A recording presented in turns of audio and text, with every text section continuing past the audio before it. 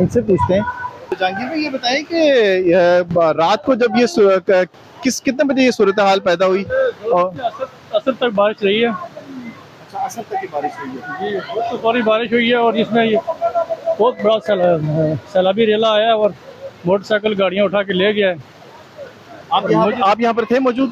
मैं था लेकिन मैं सोया हुआ था कमरे में, मुझे बाद लेट पता चला है। अच्छा। मैं जब आया हूँ तो मोटरसाइकिल अपनी जगह पे था ही नहीं और इधर से तकरीबन 20-30 फीट गिरा नीचे, रेते में जाकर घुस गया। लाइटें टूट गई हैं सारी, मीटर टूट गया है, इशारे टूट गए हैं और तमाम रेते में डूबा हुआ था, लकड़ियाँ कचरा बचने में डूबा हुआ था मोटरसाइकिल। अच्छा। फिर निकाला भी, इसको धुलाई किया मैंने और अभी स्टार्ट नहीं हो रहा है। सही है। तो ये बताइएगा कि उस वक्त सूरत हाल क्या नजर आई जब आप यहाँ पर आए? कितने लोग यहाँ पे मौजूद थे? गाड़ियाँ कितनी खड़ी हुई थी और पानी कितना था यहाँ पे?